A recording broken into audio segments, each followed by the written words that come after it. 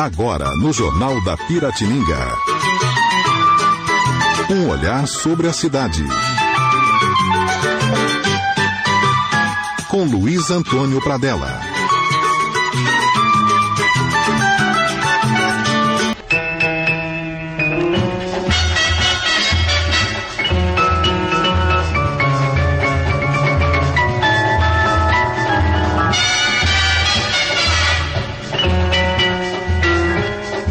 Agora 7h25, ao som desse prefixo, vamos falar de futebol, da história do futebol de São João da Boa Vista, no quadro Um Olhar sobre a Cidade. Luiz Antônio Pradella já está aqui conosco e também o Antônio Carlos Nogueira de Oliveira, cronista esportivo de renome nacional, amigo dos grandes cronistas esportivos do Brasil, uma enciclopédia do nosso futebol. Estamos aqui ao lado do Leivinha também.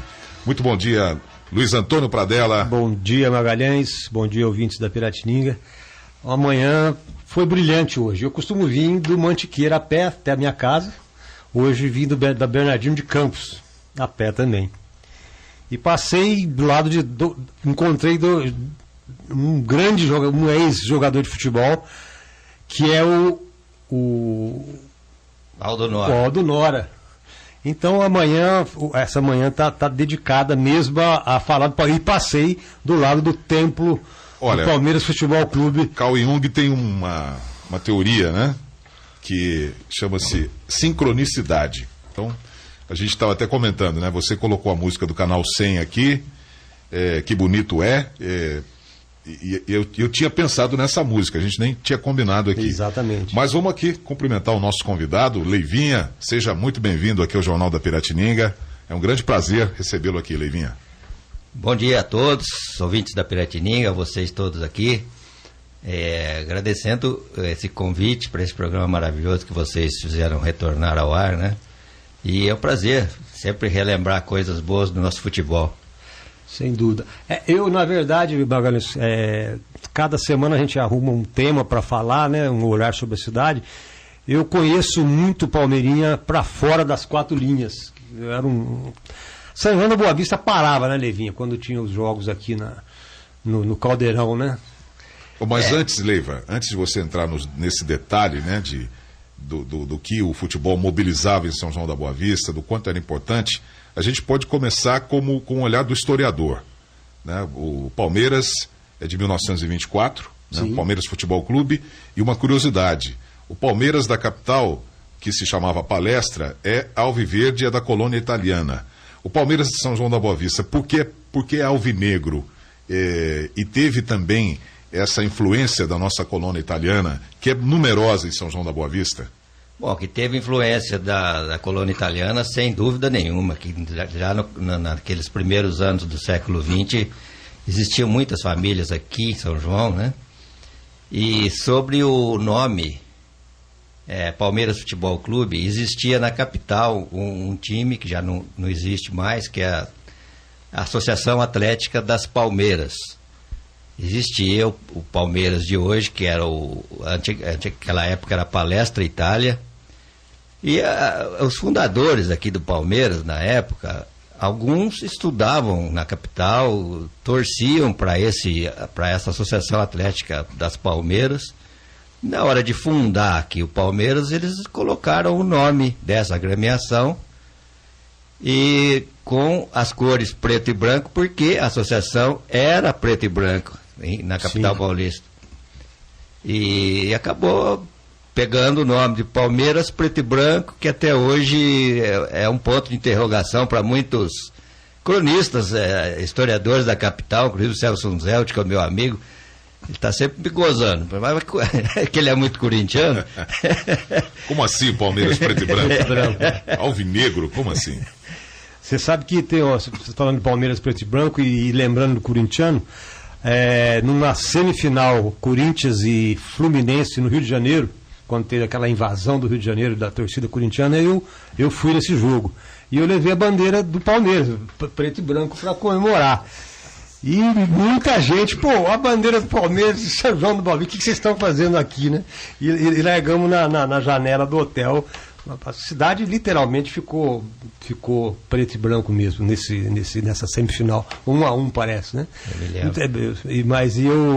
Mas a bandeira e o símbolo do Palmeiras foi conhecido lá no Rio de Janeiro entre os corintianos. Com essa mesma linha de raciocínio. E uma outra curiosidade, né, sobre o Palmeiras, ele nasce como um clube, um time profissional. O que era ser um time profissional lá em 24? Era muito pouca coisa para os times do interior, que existiam aqueles mais tradicionais, que já existiam, que era a Ponte Preta, 15 de Piracicaba, Guarani e outros, né? O Palmeiras começou lá embaixo, disputando ali a terceira divisão. Isso em 1930, no comecinho, né? O Amador era o ponto forte aqui da região. A Esportiva já existia com profissionalismo forte, um forte patrocínio por trás. E o Palmeiras foi crescendo ao longo dos anos, até atingir um profissionalismo mais adequado à ideia dos seus dirigentes, que foi na década de 50 apenas, 30 e tantos anos depois da fundação. Aí chegou a ganhar um título da terceira divisão, campeão, e foi em 1957. Aí o Palmeiras deslanchou mesmo porque a Esportiva já estava em fase final do profissionalismo. Sim. Que foi encerrado no final dos anos 50, retornando apenas no começo da década de 80, já não tão forte quanto era no passado. Ela começou a focar, quem sabe, mais na natação, em outros esportes. O Bilu ficou desgostoso com um problema que teve numa disputa de título, que a Esportiva foi fazer uma final no Pacaembu contra o Linense e a Ferroviária de Araraquara, em 1952. O campeão desse triangular teria acesso à divisão especial. Então, aqui em São João viriam Palmeiras, Corinthians, Santos, São Paulo e diversos times de expressão no estádio de São Paulo. A Esportiva se tornaria ali famosíssima, né, também. E teve um problema, a Esportiva ganhava o jogo do Linense por 2-0. Caso vencesse o Linense, pegaria a Ferroviária na final. A Ferroviária era um time totalmente inferior ao Linense. E a Esportiva levou a virada para 3-2. Acabou eliminada naquela partida. E o Bilu ficou desgostoso com isso tudo e acabou encerrando o profissionalismo. Durou mais alguns 2-3 anos. Deu preferência a tocar natação, basquete e a vida social do clube, né? E diz a lenda que houve queima de camisas, que esse episódio foi marcado por muita tensão, né? O Bilu estava muito desgostoso com o clube, achou que alguém tivesse vendido esse jogo. Tem esse bastidor, né? Tem esse bastidor, mas nunca nada ficou provado quanto a esses três jogadores, que era o goleiro Lourenço, o zagueiro Sartori e o atacante Benedito. Disse que foi um sonho da dona Rosinha, que eles tinham vendido o jogo, e que era a esposa do Bilu, e ele era muito parceiro dela, né? Ele acabou acreditando no sonho dela e tentaram provar alguma coisa, nunca foi provado nada. Eles tiveram que ir embora de São João, nunca mais voltaram aqui e ficou parado nisso. Poxa vida, por causa de um sonho da primeira dama da Esportiva. É o que diz a história, né? As lendas de São João da Boa Vista, né? Ô, Pradella, você sabe que eu já entrevistei o Leiva em outras ocasiões, e ele contava uma história que me deixava assim estupefato, porque como as coisas mudam, né? O futebol em São João da Boa Vista, ele teve uma extrema importância, né, nos anos 50, anos 40, e o pessoal da Esportiva não ia de ônibus, ia de avião, né? Em alguns jogos, né, a delegação da Esportiva ia de avião. Então, quer dizer, olha só o valor, né, que o clube dava pro futebol, né, Leiva? E o dinheiro que corria através do Bilu, né? O Bilu né? era banqueiro, né? Aí tinha o Bilu lá, e aqui como eu disse, eu passei a sede do Palmeiras, era o patriarca era o João Lúcio. João Lúcio, depois passou para o doutor Antenor. Doutor Antenor, né? Também duas pessoas que fazem parte da história do Palmeiras Futebol. Só para a gente fechar aqui a Esportiva e voltar para o Palmeiras, depois dessa desilusão, o futebol entrou em baixa E a natação foi elevada. Sim, no começo dos anos. A piscina da Esportiva foi inaugurada em 1956. Aí todos os sócios que gostavam de nadar tiveram a oportunidade de ingressar na equipe que, através do final dos anos 50, década de 60, 70 e até hoje praticamente, Sim. foi uma equipe muito robusta, celeiro de nadadores. O São João sediou o Campeonato Sul-Americano Foi em 71, Campeonato Brasileiro. Campeonato Brasileiro. Pela primeira vez na história, saiu do eixo Rio-São Paulo. E São conseguiram João, trazido para São João. Eu me lembro aquele... Por ter piscina olímpica, né? Totem muito bonito na frente do Joaquim José, você lembra? Foi lindo. Uma festa. É interessante. Teve a ascendência da natação, né? O Alexandre, vários nadadores, né? O Marcelo Amaral. Você chegou a nadar? Pouca coisa mesmo. Mas era futebol. Li Borracha, mulheres também. Marcelo Amaral foi campeão sul-americano. Marcelo Amaral. Com o Marcondes de treinador. Exatamente. Aí tinha também era o Marcondes que era o grande treinador, né? Hoje a natação, ela para a gente também ir logo para o Palmeiras Futebol Clube, ela existe e tem um potencial grande de crescer São João, né, a natação, né? O Jorge Aburto está fazendo um grande trabalho e nós temos praças de piscinas em São João interessantes para voltar a, de fato, ter esses campeonatos de expressão, né? Ainda tem nadadores campeões. Sim, tem o Caio Castelã. O Caio que está se revelando. Esse menino que está no Corinthians, o Marcelo, se lembra, talvez o nome dele. Mas Vitor Alcaraz, exatamente. Vitor Alcaraz.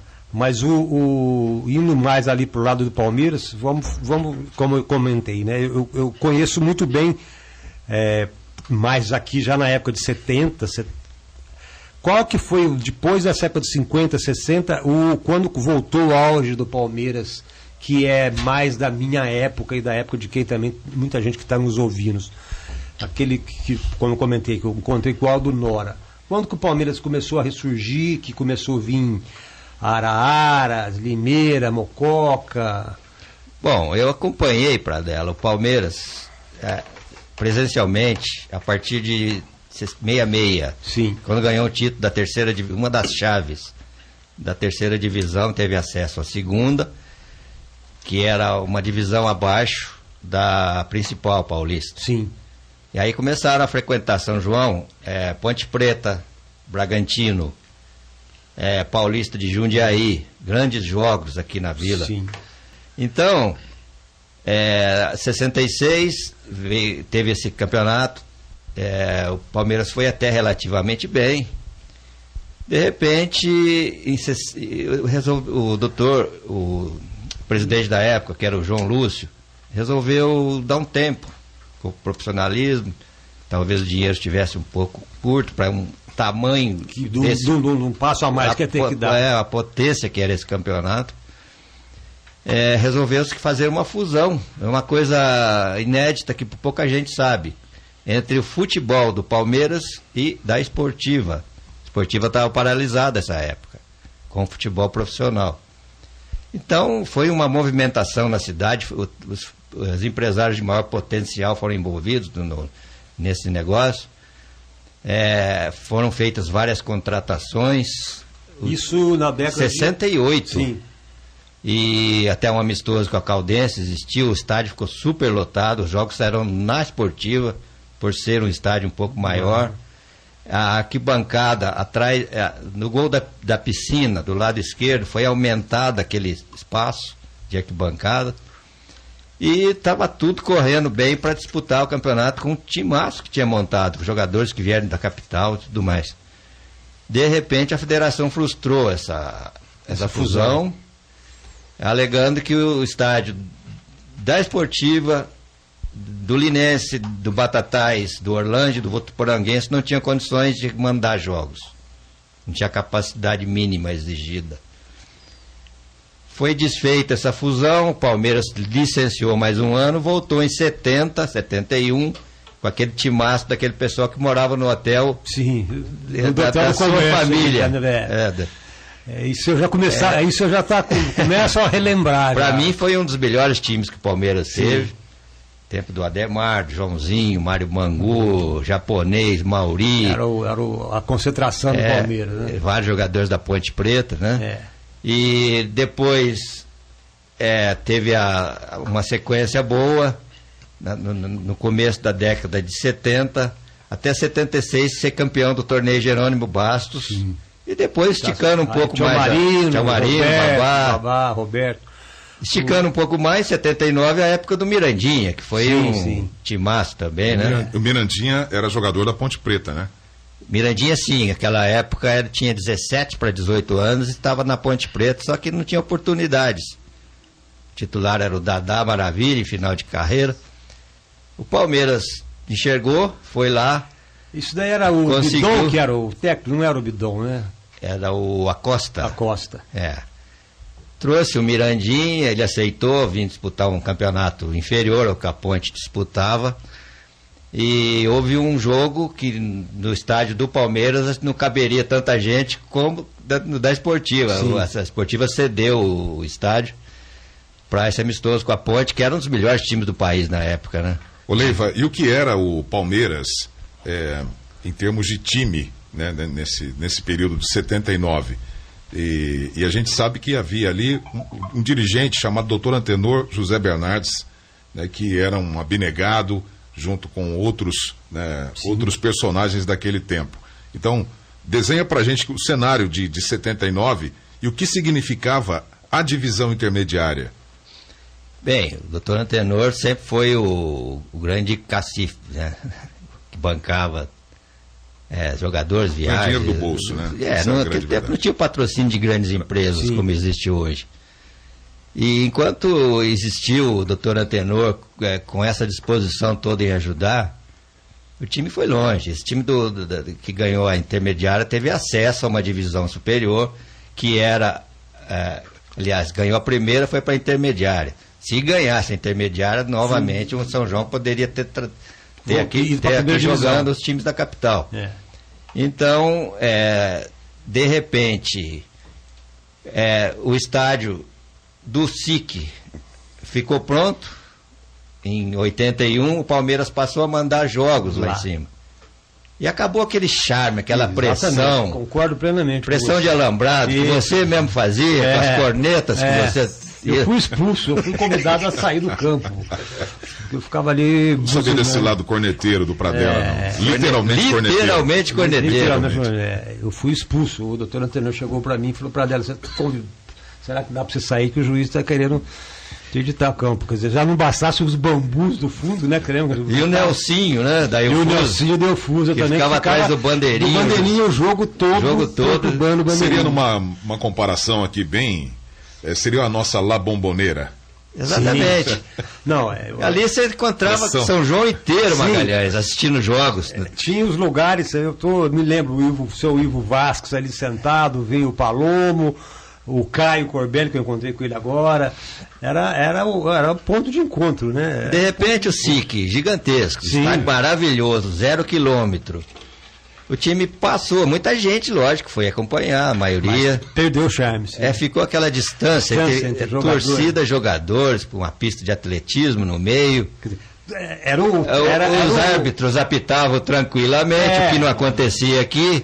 Era o espaço perfeito e adequado para o futebol, mas nós estávamos acostumados com aquele... Sim. Com o caldeirãozinho mesmo. Aí o público foi diminuindo mesmo, porque os times...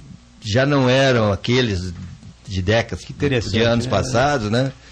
Ô Leiva, fala um pouco dessa campanha aí da intermediária. Né? Como é que foi a campanha que sagrou o Palmeiras campeão da intermediária em 79, né? Bem, foi montado um time, o grande artilheiro Mirandinha, né? Titica, o Carioca de meia esquerda, era um time... J. Lopes estava nesse time? Não, J não estava, mas tinha deixado, estava na Caldense essa época. E esse foi o goleiro... Foi necessário aumentar o estádio, né, para caber mais goleiro, gente. Né? O Carlos foi no Jerônimo Bastos, 76. 76, O goleiro era o Norinha. Então um time de bastante sanjoanense, né? Titica, Norinha. Titica veio do São Bento e Sorocaba. Eu pensava que ele era sanjoanense. Mas tinha muito sanjoanense também. Esse campo foi teve acesso, né? E com a chegada do SIC, esses jogos fortes contra equipes de potencial do estado, o time já não andava com aquela pressão que existia no Getúlio Vargas, já em cima já não tinha. E esses times chegavam aqui e desfilavam. O time foi caindo de produção, mesmo porque o Mirandinha foi vendido ao Botafogo do Rio, o Titica estava em final de carreira, as contratações não foram à altura, então o time foi caindo, invadiu a década de 80, com a gente imaginando de uma extinção do Palmeiras, infelizmente. Exato, foi o que ocorreu, decadente, né, nesse tempo. Foi o que ocorreu em 87, 88, que foram as últimas apresentações do time, né? Você sabe recordar que jogo que foi que nós jogamos aqui, o juiz parou o jogo antes de terminar, no tempo regulamentar, aí o nosso time Palmeiras, foi jogar em Iracemápolis. Foi a Inter de Limeira. Inter de Limeira, né? Isso daí já estava era semifinal quase, né? Sim. Precisou jogar num campo neutro. Um campo neutro, né? Iracemápolis. Mas Iracemápolis não era neutro, coisa nenhuma. Do lado de Limeira, né? Ao lado de Limeira. Todo mundo foi escondido porque os caras queriam pegar o São Joanense, né? A rincha era Pinhal, né? Quando a gente jogava Pinhal. E depois passou a ser com o Inter de Limeira, né? Porque aqui o Bambu comeu feio, né? Tem uma passagem, né, da Inter com o Pinhalense que, num jogo em Pinhal, decisivo, sim, a torcida da Inter derrubou o alambrado. Sim. Fizeram uma pressão danada em cima da arbitragem, caiu o alambrado, teve invasão de campo e tal. Aí foi remarcado esse jogo. Mesmo lugar. Aí o ginásio ganhava esse primeiro jogo. Estava ganhando, foi interrompido. No próximo jogo, futuro, que foi marcado dali uma semana, também em Pinhal, o Inter ganhava de 1-0, a própria torcida do ginásio pinhalense derrubou o alambrado para o jogo ser interrompido. Foi curiosidade do futebol daqui da região, né? Essas curiosidades são interessantes para futebol. É uma pena que a gente não tem mais esse time, não pode ter mais essa oportunidade de ver times de fora vir jogar aqui em São João, né? Isso é muito... Infelizmente o profissionalismo acabou, a gente tem que conviver com isso, não vai voltar. Algumas tentativas foram feitas através de empresas de fora, tal, né? O Heinz esteve aqui, e Clóvis Barreto, o empresário, mas não virou, não era coisa muito séria. Ô Leiva, vamos colocar na conversa aqui uma testemunha ocular, né? Ele acompanhou demais o Palmeiras, a esportiva, o repórter, sem dúvida alguma, mais experiente em ação aqui, né, Tony? Opa. Então seja bem-vindo a essa conversa, para a gente relembrar também algumas coisas pitorescas que só quem esteve lá, né, pode contar pra gente e compartilhar aqui com os nossos ouvintes. Bom dia, seja bem-vindo, Tony. Bom dia, obrigado sempre pelas palavras, Magalhães, Marcelo, Pradelli, Leiva. Até porque hoje o repórter não mais, né? Do jeito que nós vivíamos, dentro dos vestiários, né? Hoje longe dos vestiários e até longe dos gramados. Aliás, né? Como tá difícil a vida de repórter esportivo hoje, para acessar o campo, né? Isso. É o assessor de imprensa, é o backdrop, é a zona de... tem um nome... Zona mista. Zona mista. É protocolo. Um monte de coisa para você ficar longe do jogador. E quem paga, Tony, por isso é quem está assistindo o quem jogo. Ouve, quer ouvir as notícias, não sim. consegue. Infelizmente. Tá. Ô Tony, essas reminiscências do Leivinha também são suas, né? Você esteve do lado no campo, né? Na beira do gramado, como eu dizia antigamente. Fonseca que falava, na beira do gramado. Isso, à beira do gramado, reportando, né, esses jogos memoráveis do Palmeiras, da esportiva. Então vamos falar aqui, você estava lá naquela época que o Palmeiras começou a decadência, né? E teve uma convivência muito estreita também com os dirigentes do Palmeiras da época, né? Doutor Antenor, Geleia, a turma toda lá do Palmeiras. Então, Palermo. Fale um pouco sobre a sua participação nisso também, nessa história. Apesar de eu ser mais novo que os dois, Magalhães, eu também era... Não muito, né? Antes eu era também torcedor, né?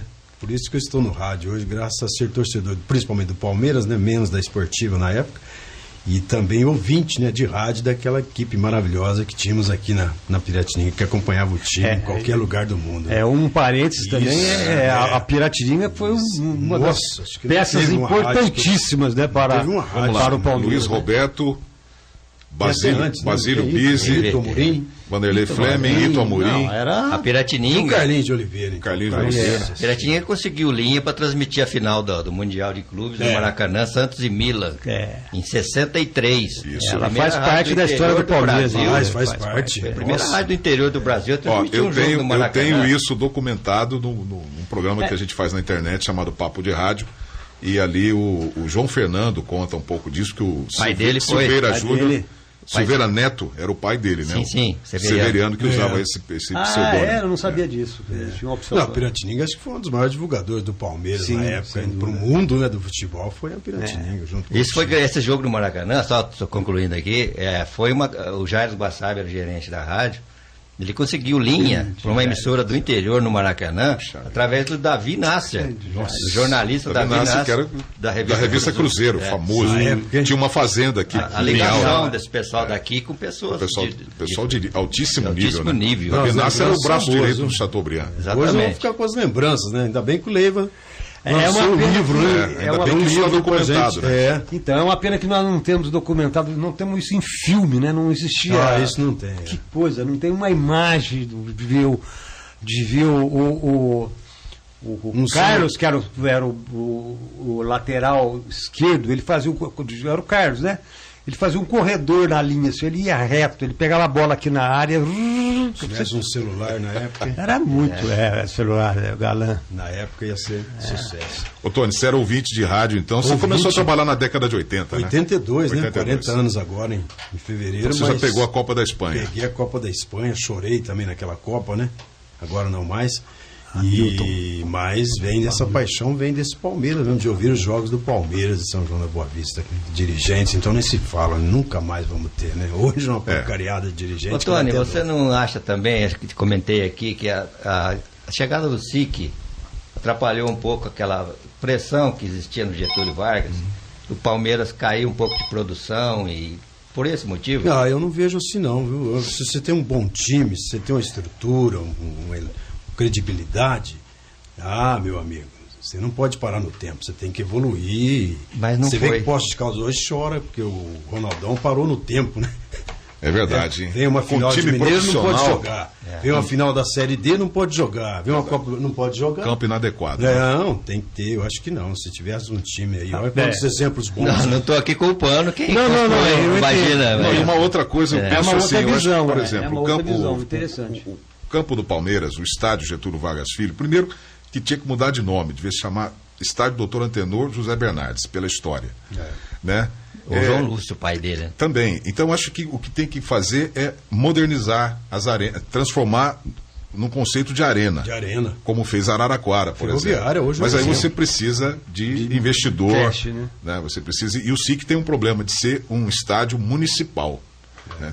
Você não pode investir dinheiro público. Para um time. Né? Não, e você não pode diminuir. Por exemplo, nós fizemos um ginásio aí com menos público. Eu nunca vi isso. O futebol de salão é 2.000 pessoas por jogo. Aí você faz um ginásio para 500 pessoas. Não, então eu não estou entendendo mais nada. Futebol, mesma coisa. Você tem um projeto para subir da quarta divisão que você começa para 3, A2 até chegar lá em cima na 1, você tem que também... Aí tem a história atual do Santos. O Santos tem a Vila Belmiro, que é um caldeirão, sempre foi. Está querendo fazer uma arena Ontem eu vi na internet um projeto de uma arena ali. W Torre. Da iniciativa privada. Vai ser uma potência o Santos depois. Você acha que está acabando? Para nossa imensa torcida, né, Marcelo? Agora vai ser uma delícia. 12 Santos. Não, mas isso incentiva até o surgimento de novos torcedores. Sim. Valoriza bastante. O Palmeiras está aí, né? E fez esse. Nossa, o Palmeiras deu um grande salto. Exemplo, né? Deu um salto, né? Depois desse investimento. Melhor autoestima, né? O próprio Corinthians. O Palmeiras veio a Arena. Veio a Arena, veio os títulos, veio esse Abel Ferreira também. Veio Leila. Professor, né? Tia Leila. Deu um salto de torcida, exatamente nesse sentido. Né? Voltando para São João da Boa Vista, a gente tem a questão do Palmeiras e da Esportiva, essa rivalidade. Né? Essa rivalidade é histórica. Então, algumas histórias dessa rivalidade que você registrou aí nos seus documentos, nos seus livros. Bem, na crônica esportiva nos jornais aqui da cidade. Aquela fusão que iria acontecer em 68 foi um fato marcante, mas envolvendo o lado positivo, sem o patrimônio das duas equipes, apenas o futebol. Então era uma unificação de torcidas. Seria ótimo para São João. Depois não deu certo, os times disputavam divisões diferentes, né? Tinha alguns amistosos e aniversários da cidade que a cidade ficava relativamente cheia, mas não tinha aquela... Na verdade, eu só lembro de um jogo que, inclusive, a extinta Rádio Mirante que fez com o Decanini, nós estávamos no time na época lá, que fez um jogo Palmeiras Esportivo no SIC, foi 2-1 pro Palmeiras. Foi uma coisa inédita também, acho que uma das poucas vezes que o SIC esteve lotado. Então, né? Esse é um outro aspecto. As torcidas. Foi no 24 de junho. Tigres do Barranco, Lobos da Vila. Tava tudo inflamado na época, né? Foi o único jogo que eu lembro. Foi o único jogo, não teve mais. Só o Amador. O tempo do amadorismo até hoje ainda. Até pouco tempo atrás. Onde será que estão os uniformes do Palmeiras? Você sabe se está tudo guardadinho? Tem um museu do Palmeiras? As taças, tudo mais? Nem o estádio já está numa decadência, infelizmente. Eu fiz assessoria de imprensa do Palmeiras por uns 6 anos, mais ou menos. Para conseguir achar troféus lá. Foi coisa muito difícil. Troféus. Não sei onde foi parar muitos. Camisa, então... A Esportiva, felizmente, resgatou uns anos atrás. Ela fez um museu, inclusive. Um museu muito bonito. Muito importante. A sala muito importante. Isso é importante, você preservar a história. Sim, memorial. É uma notícia triste que eu recebo para dela agora. que é muito, que as camisas, mas nem de hoje, nem de Você está querendo demais. Né? Pô, eu tenho a minha bandeira do Palmeiras, que aqui, na verdade, a bandeira era pequena, que o Palmeiras só tinha bandeira assim, A4. Eu cortei o símbolo dela, o capricho que todo torcedor tinha de se virar para ir no jogo, né? Eu peguei a bandeira, recortei, comprei um pano branco e preto para fazer maior. Isso tinha mesmo. Não é? E colei a bandeira, eu devia ter meus 12 anos, 13 anos de idade, ia, sei lá como, perturbar a outra torcida. Acho que mudou muito.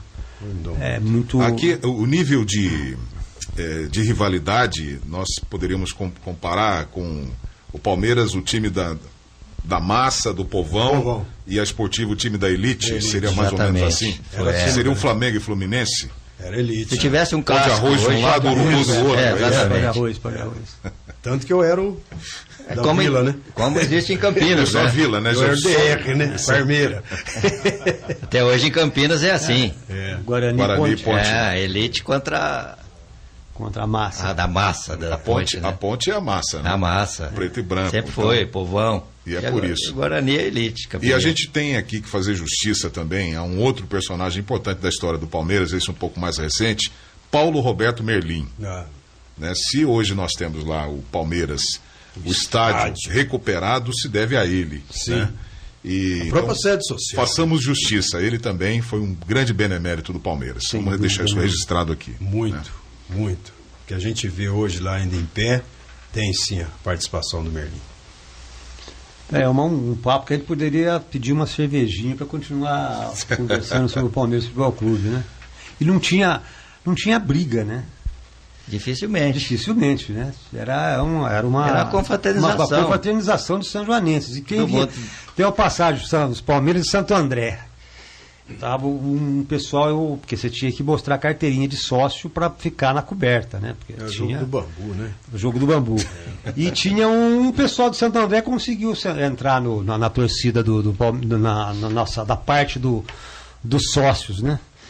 E um dos ataques do Santo André, quase que ele fez gol, ele deu uma levantada para comemorar. E jogaram uma bituca de cigarro, caiu no cabelo dele, e o cabelo dele começou a pegar fogo. E eu fui apagar o cabelo dele, quando ele tinha uma peruca. Eu arranquei a peruca do cidadão. Foi muito divertido isso. Mas foi ali, quer dizer, você é de Santo André, seja bem-vindo aí, quer dizer, não teve. Porque ele se revelou, né, que ele era uma pessoa que não era da muito torcida. Bacana, mas infelizmente muitos já foram embora. Não tem mais Doutor Antenor, não tem Geleia, não tem Hamilton. Geleia. Jogadores, então. Ontem eu encontrei, depois de muitos anos na rua, o Twin, né, que fez o primeiro gol no SIC, mora com a gente aqui, é adepto à entrevista, infelizmente, né, porque o Twin tinha que ser reverenciado pela história dele com o nosso Palmeiras aqui. E essa placa Já foi roubado, alusivo ao já gol foi que ele roubado fez. umas 30 vezes. E não foi reposta, né? Lamentável. Bem, gente, infelizmente a gente está com o tempo esgotado. Eu quero agradecer muito a presença do Leivinha hoje aqui no quadro Um Olhar sobre a Cidade. Tony, muito obrigado. Depois, às 11 temos 11 horas temos aí tudo sobre o que vai rolar no final de semana, Magalhães. Exatamente, temos a rodada do final de semana. Obrigado pela tua presença aqui também. Eu que também, agradeço, Tony. E bom dia a todos. Bom dia também. Até semana que vem.